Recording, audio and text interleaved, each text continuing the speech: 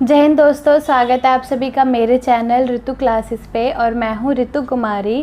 तो आज हम कुछ नया पढ़ेंगे। आज हम पढ़ेंगे कि a की पावर 0 या फिर किसी भी नंबर की पावर 0 जो होती है ये 1 ही क्यों होती है।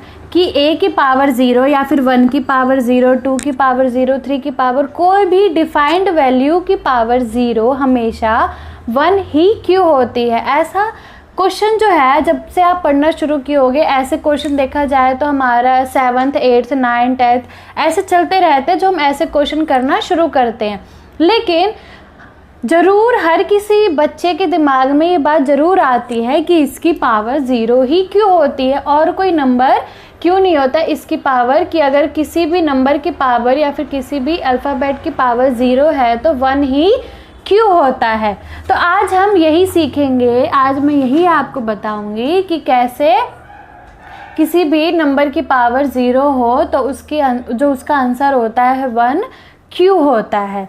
तो चलिए अब हम स्टार्ट करते हैं। तो सबसे पहले आपने 7th क्लास में ज़रूर पढ़ा होगा कि जैसे मान लीजिए कि a की पावर n अपॉन में a की पावर m हो, तो इसको सॉल्व किया जाता है कि हम इसको ऐसे भी लिख सकते हैं a की पावर n माइनस m। हम इसको इस तरीके से भी लिख सकते हैं। तो इसी का यूज़ करके a की पावर 0 जो है 1 होता है। मान लीजिए कि a की पावर n और a की पावर m की बजाय हम यहाँ पे मान लीजिए कोई नंबर लेते कि a की पावर 4 और अपॉन में a की पावर मान लीजिए 3 है। क्वेश्चन के हिसाब से a की पावर 4 और a की पावर 3 है।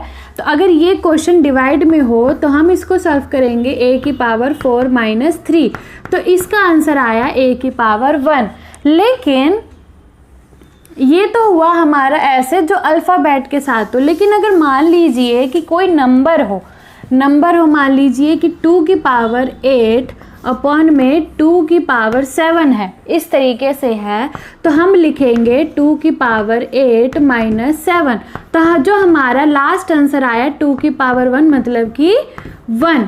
तो ये हुआ हमारा आंसर, वो भी तब जब जो पावर है वो अलग अलग दिए हुए हैं और उसका कुछ जो रिमाइंडर है वो बच रहा है, जो माइनस करने पे कुछ बच रहा है। तो हमारा इस तरीके से आंसर आता है।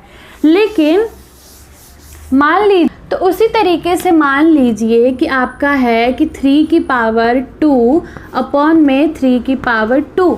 नॉर्मली अगर हम इसको सॉल्व करेंगे तो मैं ऐसे लिख सकती हूँ 3 इंटू में 3 अपॉन में 3 इंटू में 3। तो ये क्या है, ये पूरा कट के जो मेरा आंसर आया वो है 1।